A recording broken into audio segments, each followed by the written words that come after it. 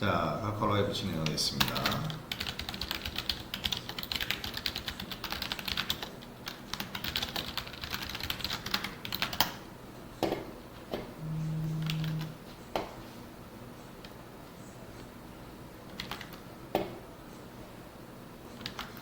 카카오 라이브 참여하신 분들 1번 한번 올려봅시다.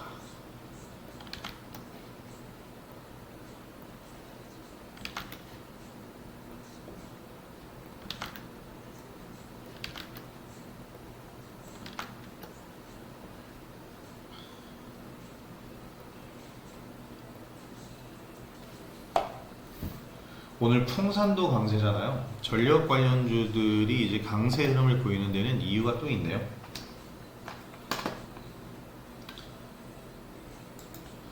어서 들어오십시오. 카카오 라이브 진행하겠습니다. 오늘 시장 특징도 별로 없고 사실 오늘은 소강 상태에 좀 빠질 수 있는 날, 그리고 최근에 이제 바닥에서 급반등한 종목들 있잖아요. 이 화장품 관련주라든지 이런 종목들 보면은 사실 기술적으로 우리가 잡아 들어갈 수 있는 부분이 아니에요. 마녀공장이라든지 뭐 이런 것들 계속 기존에 보유하고 있던 물량들에 대해서 목표가만 잡을 뿐이지 신규로 들어갈 수 있는 부분이 아닙니다. 그래서 오늘 시장은 대응하기가 이렇게 썩 뾰족하게 좋지 않다. 그리고 가던 종목은 일단 계속 갑니다. 제일전기공업이나 이런 종목들이 계속 가는데, 왜냐면 이슈가 지금 계속 되고 있기 때문이에요. 지금 이상기후로 인해서 구리 생산량이 급감했다고 합니다. 안 그래도 지금 구리 가격이 계속 올라가고 있는데 구리 그 3개월 동안 구리 선물 가격 계속 오르고 있어요. 이 현물가가 이렇게 오르고 선물가까지 오르고 이런 현상이 계속되면 앞으로도 추세적으로 구리 가격은 계속 오를 것이다. 근데 구리 가격이 오르면 그러면 뭔 종목이 이제 좋은 거냐? 뭔 종목이 수혜 주냐?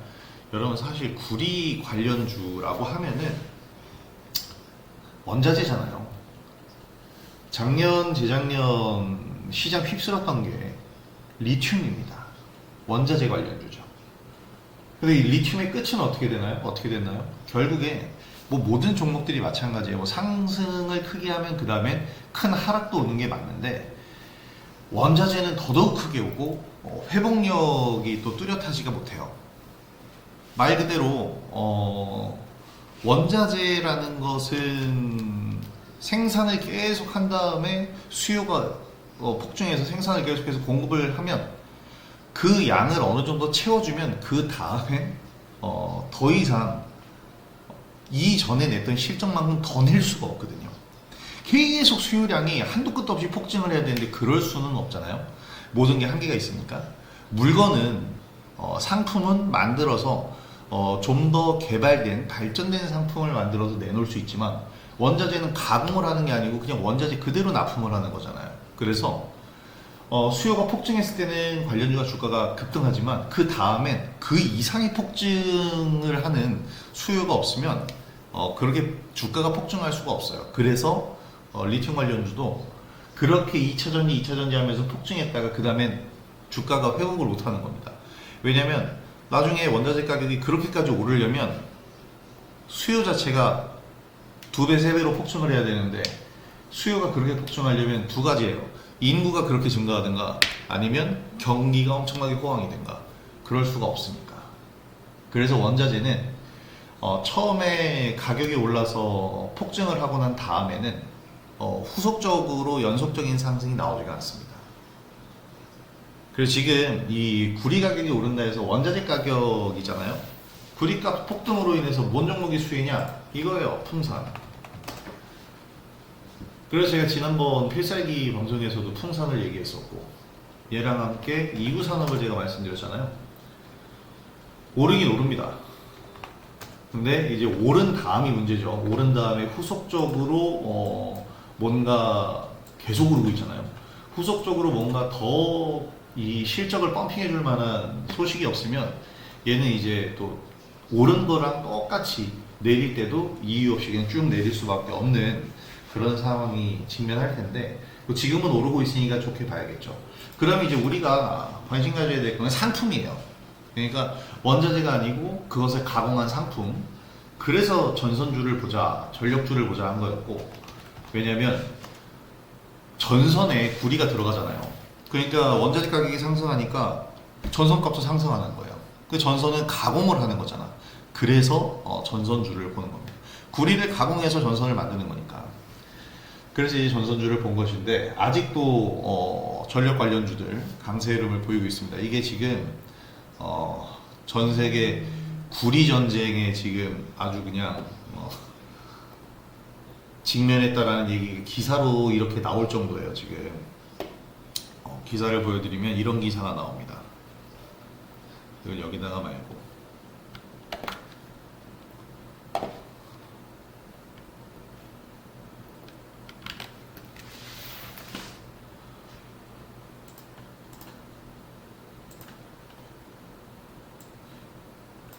지금 이런 기사들이 계속해서 나오고 있어요. 그러니까 이 원자재 가격의 상승으로 인해서 사실 이 구리는 히토류로까지 분류되진 않지만 어쨌든 반도체 생산, 전력 공급 이 모든 곳에서 구리가 다 쓰이잖아요. 굉장히 중요한 금속 중에 하나입니다. 그래서 지금 이 구리 가격의 폭등으로 인해서 이렇게까지 치솟고 있는데, 이로 인한 이제 산업 환경 변화, 지금 AI의 이 발전으로 인해서 데이터 센터에 대한 보완이 시급해요. 데이터 센터를 확장해야 되고, 거기에 들어가 있는 반도체라든지 특히 GPU나 CPU와 같은 카드가 이 문제인데, CPU는 그대로 지금 하나로 중앙 연산 처리 장치 하나만 있으면 되는데, 이 CPU를 증폭해줄 만한 가속기는 계속 붙습니다. 그게 GPU거든요. 그 GPU가 계속해서 붙어가는데 전력을 엄청나게 먹어요. 그래서 데이터 센터를 크게 지면 지을수록 소비 전력량이 많아지는 거죠. 그 전력을 보내주기 위한 길, 도로를 만들어야 될 거 아닙니까? 그 도로가 바로 전선이죠. 그 전선 깔리는, 도로로 치면 아스팔트의 역할을 하는 게 구리입니다. 그래서 구리가 지금 수요량이 굉장히 많이 늘어났는데, 문제는 그 수요를 공급이 못 맞추고 있고, 그 공급조차도 지금 어려워질 것 같다라는 얘기가 나오고 있어요. 제가 지금 얘기한 게 여기 딱 나오네요. 인공지능 열풍으로 데이터 센터 증설 수요가 늘면서 구리 수요가 폭증. 데이터 센터에 구리 배선이 대거 활용되기 때문에 지금 얘기한 그대로죠. 그냥 기사 내용이야. 내가 지금 이 기사를 보고 얘기한 게 아니고, 지금 제가 몇 주 동안 계속해서 얘기하던 부분이 지금 이 기사로 그대로 나온 겁니다. 이제 원자재는 한정되어 있죠. 특히 중국이 대부분의 이 생산량을 차지하는데, 지금 문제가 중국 광산이 문을 하나 닫았어요. 그러니까 가격은 계속해서 오르는 거야. 그래서 구리를 취급하는 기업들의 주가가 지금 올라가고 있고, 사실 최근에 이제 강세 흐름으로 대장주로 새롭게 튀어나온 게 LS 에코에너지인데, 우리는 이제 가온전선을 제가 무료방이랑 유료방이랑 전부 추천을 드렸잖아요. 고급방에서는 이거 이외에도 세명전기까지 했습니다. 세명전기도 했고, 또 하나는 것이 이제 바이오스마트인데, 모두 다 일맥상통합니다. 재룡전기의 변압기도 마찬가지예요. 변압기에 구리가 들어가는 건 아니지만, 변압기를 만들어야 전선으로 전류를 흘려보낼 수 있으니까. 발전소에서 생산한 전기를 변압기를 통해서 각자 맞는 변압으로, 맞는 이제 전압으로 변압을 해서 보내줘야 되니까. 그래서 지금 이쪽으로 저는 계속해서 보고 있는데요. 사실 주가가 많이 오르면 여러분 그걸 계속 가지고 있는 것은 하책입니다. 그래서 주가가 오르면 팔아야죠. 그래서 우리는 가온전선 수익 실현을 대부분 했죠. 뭐 일부 조금 소량 남겨놨다고 하더라도 다시 재진입을 하기엔 이제 좀 부담스러운 위치라서 이제 새로운 종목을 저는 보고 있는데, 사실 대장주로 볼 수 있는 건 대원전선이에요. 높죠? 근데 높은 게 잘 갑니다. 여러분들이 이제 진입하기 어려운 것, 저도 마찬가지예요. 진입하기 어려운 것들이 더 잘 가요. 하이 리스크 하이 리턴이 바로 이런 데서 나오는 얘기인데, 몇 가지 종목들을 말씀드리면 대원전선 있고, 가원전선 있고, 대한전선이 있고, 바이오스마트도 있는데 KDI 메탈도 있습니다. 이 모든 게 다 전선 관련주, 전력 설비 관련주로 보시면 되고요. 히토류라고 하면 이제 반도체 쪽이지만, 구리라고 하면은 반도체부터 해서 전력 설비까지 다 들어가니까 점점 더 포괄적인 개념으로 가는데, 제가 말씀드렸던 듯이 뭐냐면 우리가 상품으로 밀접하게 먼저 받아볼 수 있는 것들부터 주가가 올라요. 반도체가 더 밀접하잖아요. 반도체 만든 다음에 데이터 센터에 꽂고 그 꽂은 다음에 전기가 필요하니까 전선이고 전선에 전력이 필요하니까 그 다음에 변압기고 변압기는 전력을 받아서 변압을 해야 되니까 전력을 생산하는 발전소고 이 순서대로 주가가 오르는 겁니다. 결국에 정리하자면 발전소가 가장 뒤늦게 오르죠. 주가가 가장 그리고 무겁죠. 어떻게 보면 이 기업들의 시가총액이랑도 좀 일맥상통한다라고 볼 수 있을 것 같아요. 반도체 관련주들은 뭐 이제 초대형 기업이 됐지만, 자, 그래서 이제 이 시장 흐름을 본다면 지금 연준에서 겁을 주려다가 야, 이거 겁을 잘못 주면 시장이 박살날 수도 있겠구나라는 걸 이번에 느꼈을 겁니다. 연준에서 금리 인하를 배제한다, 금리 인상도 고려하고 있다라는 언급을 지난달에 했죠. 그러자마자 미 증시는 폭락을 하기 시작했습니다. 근데 여기서 정말 금리 인하가 아니고 인상을 해버리면 제가 뭐라 그랬어요? 금리 인상하면 증시 지금 여기서 못 버팁니다. 그리고 그대로 폭락하면 연준은 증시가 너무 오르는 것도 부담스러워하지만 증시가 폭락해버리면 그 해에 연준의 이사들 그리고 연준 의장 모두 마이너스죠. 점수를 얻을 수가 없습니다. 연임할 수 있을지도 모르고 잘릴 가능성도 높아요. 왜냐하면 미국은 증시 향방에 따라서 정권 지지도가 달라집니다. 가만히 두고 보지 않겠죠. 그래서 관리를 해주는 거예요. 너무 오르지도 않고 너무 내리지도 않고 적정선을 유지하게. 이게 연준의 역할인데 그 연준의 역할을 지금 잘하고 있다라고 저는 보진 않는데, 일단 지난달에는 금리 인상론까지도 얘기했어요. 연준 이사들이. 그 얘기했다가 시장 폭락하니까 이번에 파월 의장은 인상은 생각하고 있지 않다라고 오히려 또 얘기했죠.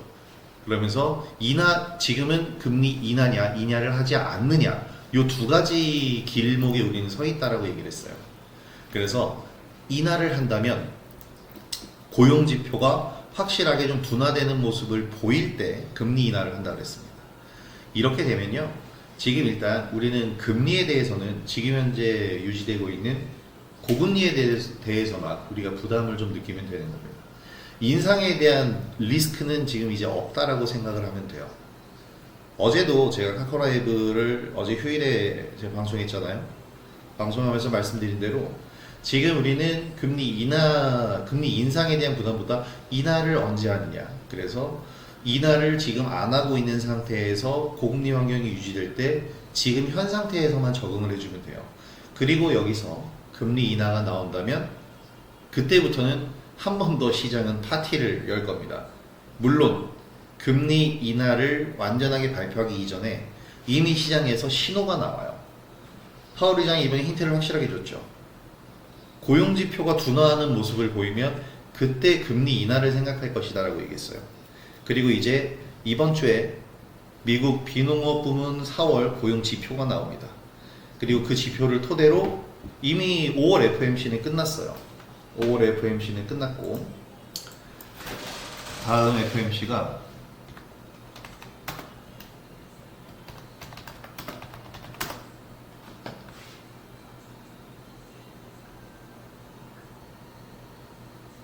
두 달에 한 번이니까 7월 달쯤에 이제 열릴 텐데, 다음 미국 FOMC 때까지 이제 우리는 요거를 생각해 보면 됩니다. 다음 미국 FOMC 때 금리 인하를 할까 말까가 아니고 그때가 됐을 때 어떠한 이제 힌트를 파월 의장이 주느냐, 우리는 그것을 생각을 해보면 돼요. 그래서 지금 FOMC는 끝났기 때문에 오히려 저는 더 좋다라고 생각을 하고 있는 게, 지금 끝났고 다음 FOMC까지의 시간이 많이 남았단 말이에요. 다음 FOMC가 이제 진행되는 게 6월 11일에 진행이 되는데, 6월 11일까지 한다라고 한 2주가량 남았다고 한다면 이 기간 동안 계속 지수가 더 빠지지 않게끔 연준에서 방어를 해주게 되면 그 방어해주는 그 기간이 5주가량이 되기 때문에 증시가 그 5주 동안은 횡보와 반등을 함께 만들어줄 수 있다는 겁니다. 물론 여기서 변수는 중동 리스크입니다. 중동에서 한 번 더 뭔가 큰 일이 터져버리면 연준에서는 금리 인하를 할 수가 없어요. 금리를 인하를 하려면 일단 에너지 가격이 안정이 돼야 됩니다. 에너지 가격 안정을 위해서 중동에서 일이 터지면 안 돼요. 그래서 이런 변수들이 존재를 하고 있고, 이 변수들은 우리가 예측할 수 없는 부분의 변수들이기 때문에 지금은 우리가 리스크 관리를 좀 해주는 것이 맞다. 그래서 상승하는 종목이 나왔을 때는 항상 매도 관점으로 보면서 현금화를 해주고, 조정받는 종목은 옥석 가리기가 필요해요. 내가 보유를 하고 있는데 하락을 하고 있다면 이 종목을 버릴 것이냐 아니면 보유하다가 추가 매수를 할 것이냐, 이걸 판단하는데 첫 번째는 이제 이 종목에 대한 옥석 가리기가 필요한 거고, 두 번째는 보유하고 있는 과정에서의 비중 관리가 필요합니다. 비중만 크지 않다면 지금 아무리 많은 하락률을 기록하고 있어도 보유하셔도 됩니다. 단언컨대. 왜냐면 지금의 증시의 방향성은 사실 대외적인 리스크가 너무 컸어요. 방금 전에 말씀드린 우리가 예측할 수 없는 예측 범위를 넘어선 부분들이 너무 많았기 때문에 중동 리스크라든지 이런 전쟁에 관한 지정학적 리스크가 너무 컸어요. 그래서 이건 우리가 해결할 수 있는 부분이 아니지 않습니까? 예측할 수 있는 부분이 아니죠. 그래서 이런 대외적인 변수에 시달린 이 종목들의 하락은 이 지정학적 리스크가 해소가 되는 분위기가 나오면 원상복귀가 됩니다. 그래서 제대로 된 종목, 명분이 있는 종목 항상 말씀드리지만 이러한 이유가 있다면 지금 아무리 많이 하락을 했어도 정리하는 것보다는 보유하면서 반등을 기다려주고, 여기서 필요한 건 이 비중 관리라고 했죠. 비중을 관리하면서 다른 종목을 좀 매매하면서 기다리는 그런 자세가 필요해요. 그래서 반도체 관련주라든지 이 기술주들 최근에 많이 하락했어요. 사실 1분기 때 너무 범위가 넓다 보니까 상승하는 반도체가 있는 반면에 하락하는 반도체도 있죠. 반도체가 OLED 반도체가 있고 전공정 장비업체, 후공정 장비업체, 후공정 검사 장비업체죠. 이렇게 굉장히 범위가 좀 넓어요. 여기다 팹리스의 다양한 범위까지 전부 다 범위가 넓어지면 PCB판까지 반도체로 분류를 하니까 굉장히 범위가 넓기 때문에 이 반도체 관련주들이 순환매를 하면서 순차적으로 상승을 합니다. 다 같이 갈 수가 없어요. 그러기엔 시장의 수급이 한정적이니까. 그래서 여러분들이 지금 말씀드린 반도체 섹터 내에서 어떤 섹터의 종목을 가지고 있는지를 파악하셔야 되고, 그리고 지금 그 섹터에 포함된 종목이 움직이지 않는다면 움직일 때까지 지금은 시간을 부여해 줄 수 있다는 것만 생각을 해주시면 됩니다. 지금 그렇게 급할 필요는 없어요. 대신 첫째도 둘째도 비중 관리가 필요합니다. 그래서 최근엔 이제 저도 작년부터 올 초반까지는 팹리스 업체들 관련주로 수익을 많이 냈고, 그러다가 이제 올해 1분기 때 매매하다가 남은 팹리스 업체들 종목이 있어요. 퀄리타스 반도체도 팹리스고 NCN도 팹리스입니다. 대부분의 이 팹리스 업체들이나 LED 반도체 관련주들 같은 경우에는 일단 성장성을 가지고 있고 지금 막 상승을 시작한 때예요. 많이 올랐죠, 가온칩스 같은 거. 근데 최근에 지금 조정 중이잖아요. 얘네가 상승한 만큼 되돌리는 게 아니고 상승하는 상태에서 자기 주가를 찾아가는 상태입니다. 그래서 지지라인 만들고 나서 다시 한번 상승할 거기 때문에 그때까지 우리는 기다려줘야 되고, 그 중간에는 이제 다른 종목들을 매매하는데 이제 최근에 매매한 것들이 바로 이 전력 설비 관련주입니다. 반도체 섹터는 아니죠. 하지만 반도체 섹터가 상승했기 때문에 전력 설비주들도 지금 상승을 하고 있는 겁니다. 그리고 그 와중에 이 YC처럼 움직임이 나오는 종목이 있는데, 원래 이 종목이 YIK죠. 참 얄궂어요. 그러니까 오르는 종목은 계속 오르는데 같은 섹터에 있더라도 안 오르는 건 좀 안 오른다. 이 시장의 수급이 한쪽으로 몰리고 개인 투자자들이 많이 없는 종목들이 이렇게 상승을 한다라고 보시면 됩니다. 여기서의 문제는 이제 신용 물량이 되겠죠. 그래서 지금 현재 전체적으로 시장의 신용 물량이 좀 제거가 되고 금리 환경이 좀 안정이 됐을 때, 그때가 이제 시장이 확실하게 오를 텐데, 제가 볼 때 그때는 이제 서서히 거의 시간적으로 다가왔다고 봅니다. 이번 연준에서 FOMC가 5월, 굉장히 중요한 FOMC였어요. 이번 FOMC가 끝났고 다음 4차 FOMC는 6월 11일에서 12일. 우리나라 시간으로는 13일 날 이제 기준금리가 발표가 됩니다. 그러면 이때가 되었을 때 우리는 요 기간에서 한 번 더 변곡점을 기다릴 수 있고 그대로 7월달 시장을 맞이하는 거예요. 이게 딱 2분기 그리고 상반기 말에 딱 끝입니다. 상반기는 어차피 6월까지니까요. 6월까지 그렇게 진행이 되고 7월부터 8월로 넘어가는 이제 하반기 그리고 3분기에서 우리는 또 하나의 변곡점을 맞이할 텐데 그 전에 요 한 달, 6월 한 달이 굉장히 중요할 겁니다. 지금 실적도 대부분의 기업들, 중요 기업들 실적이 다 나왔고 특히 미국 기업들은 실적이 시장 예상보다 어닝 서프라이즈를 기록한 빅테크 기업들이 많아요. 그리고 이 영향을 고스란히 받을 겁니다. 실적이 좋게 나온 기업들은 그만큼 더 투자를 할 여력이 생기고요. 투자를 한 이후에 그 투자에 대한 수혜를 우리나라 기업들이 받게 될 겁니다. 거기서 이제 기술주들의 향방을 우리는 기다려보면 될 것이고 그 중간까지는 지금 매매하는 것처럼 좀 따로 존재하는 종목들 제가 이제 오늘 아가방 컴퍼니를 드린 가장 큰 이유가 뭐냐면 계절적 수혜주라는 것도 있고 시기적인 테마주들이 있어요. 근데 이 아가방 컴퍼니 같은 경우에 대표적인 저출산 관련주죠. 최근 저출산 관련주들 차트 보면 대부분 이렇습니다. 기술주들 움직이는 기간이었죠. 1분기 때 하나도 안 올랐어요. 움직임이 아예 없어요. 근데 사실 올해 이제 가장 굵직했었던 이벤트가 정치적 이벤트가 4월 총선이었단 말이에요. 4월 총선 끝나고 나서 이제 아직 정리가 안 된 상태에서 서서히 정리가 되고 있죠. 정리가 다 되고 나면 각 정당별로 정책을 이제 추진합니다. 어느 쪽 정당의 어떤 정책으로 기우느냐 이걸 생각하면은 이제 주식에서 네이버를 살래, 카카오를 살래 이런 또 딜레마에 빠지는 거예요. 이런 거 말고 공통적으로 추진할 수 있는 정책주들을 여러분들 보셔야 됩니다. 그게 바로 저출산 관련주예요. 그래서 제가 올해 고수회전 첫 회차 때 테마주 얘기를 해드리면서 올해 우리가 관심 가져야 될 정책주가 저출산 관련주라고 얘기를 드린 거고 거기선 삼성출판사를 얘기 드렸지만 지금 제가 보고 있는 것은 바로 아가방 컴퍼니입니다. 왜냐면 아가방 컴퍼니가 대표적인 종목이다 보니까 금요일이래요. 화요일부터 거래가 좀 들어오더라고요. 그래서 이렇게 수급봉이 좀 생겼고 삼성출판사 같은 경우에 오늘 조금 이제 오르긴 한데 약간 지금 거래량이 너무 적죠. 이런 거래량에서 우리가 들어갈 수가 없어요. 그래서 삼성출판사는 이미 우리가 매매가 끝난 종목이기 때문에 제외하고 지금 거래가 활발하게 되고 있는 아가방 컴퍼니를 보는 겁니다. 물론 아가방 컴퍼니가 상승하기 시작하면 삼성출판사도 같이 오를 거예요. 하지만 그 전에 우리가 먼저 봐야 될 것은 일단 아가방 컴퍼니를 먼저 좀 보도록 하겠습니다. 그래서 제가 보고 있는 건 이겁니다. 5월이잖아요. 총선이 끝났고 5월이야. 5월은 가정의 달입니다. 가정의 달 이때가 되면요. 가장 첫 번째로 이제 취급받는 게 5월 5일 어린이날인데 여기를 기점으로 해서 매년 거의 대부분 해에서 정부에서 정책이 나오는 게 저출산 관련 정책이 항상 나와요.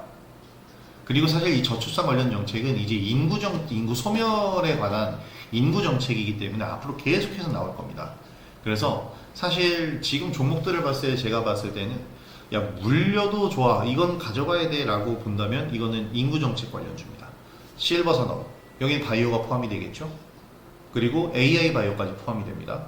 그리고 더욱더 포함이 된다면 바로 저출산, 교육 이쪽 관련된 종목들은 마르지 않는 샘물이 될 거예요. 인구가 줄어서 쓸모가 없는 게 아니라 인구가 주는 걸 방지하기 위한 정책으로 인해서 수혜를 받게 될 겁니다. 그래서 오늘 아가방 컴퍼니를 전체적으로 한번 제가 사보셔라라고 드렸는데 사실 제가 생각한 강세 흐름이 아직은 안 나오네요. 우리 5,000원 이하권 들어갔기 때문에 지금 뭐 좀 오르긴 오른 상태인데 야 지금 진짜 애기가 걸음마하듯이 가고 있네. 이게 이제 5,150원 돌파하면 5,300원까지 수직으로 달려야 되는데 아직 못 달리고 있습니다. 근데 거래 모멘텀만 생기면 되고요. 거래 모멘텀이 생기려면 이슈가 나와줘야 됩니다. 그 이슈가 뭐가 될까요? 정부 정책이라든지 기사라도 한 줄 나와야 됩니다. 방금 전에 제가 보여드렸었던 그 구리 관련된 기사 있잖아요. 그런 것처럼 기사 하나가 나와주면 돼요. 그러면서 이런 기사가 나와줬을 때 지금도 수급 보면은 이게 개인 매수세라고 보기에는 힘들 거예요. 한 번에 10,000주씩 사는 건. 그래서 이렇게 그냥 한 큐에, 나 지금 매수했는데 5천만 원어치를 매수한다? 개인 투자자로서는 그렇게 쉬운 건 아니잖아요. 그래서 한 번에 5천에서 1억 정도의 매수가 들어온다는 것은 뭔가 큰 손 또는 어떠한 수급 주체, 형성되어 있는 수급 주체가 들어왔다라고 저는 생각합니다. 그냥 우리가 흔히 얘기하면 기관이 됐든 세력이 됐든 누군가 들어오고 있다라고 저는 보고 있기 때문에 이런 측면에서 아가마 컴퍼니 조금 더 지켜보도록 하겠습니다. 원래는 굉장히 좀 빠르게 매도하려고 그랬어요. 오늘 아니면 내일 정도에 제가 볼 때는 정책이 나올 것 같거든요. 또는 이제 길어진다면 이번 연휴가 끝난 다음에 5월 7일 날 나올 수도 있고요. 그렇게 됐을 때 한번 기대를 해볼 종목으로 아가마 컴퍼니를 좀 선정을 해본 겁니다. 그냥 그렇게 보유를 하면서 지금 우리는 이제 수익 난 부분들, 상승한 종목들은 거의 대부분 수익 쉐어를 하고 매도를 한 상태이기 때문에 또 다른 수익을 만들어 보기 위해서 차분하게 좀 지켜보도록 하겠습니다. 사실 오전장이 너무 재미없게 흘러가가지고 이걸 보면서 지금 오늘 새로 입장하신 분들도 많은데 한번 이렇게 저는 장이 심심하거나 안 좋거나 또는 뭔가 제가 전해드려야 될 게 채팅으로 전해드리는 것보다는 이렇게 말로 전해드리는 것이 훨씬 더 의미 전달이 확실할 때 이럴 때는 카카오 라이브 자주 진행하니까 기다려 주시면 되겠습니다.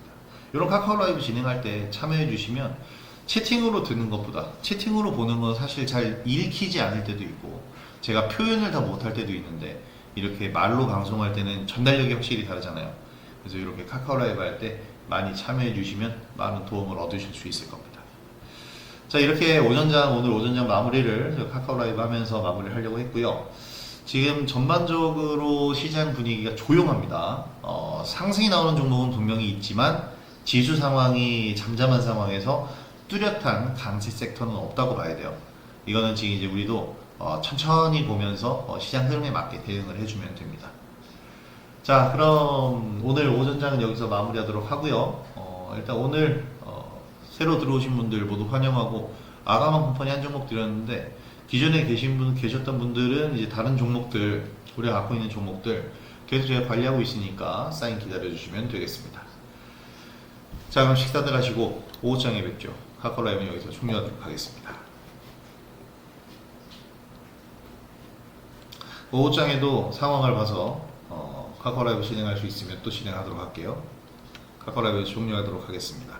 맞점들 하시고 오후장에 뵙겠습니다.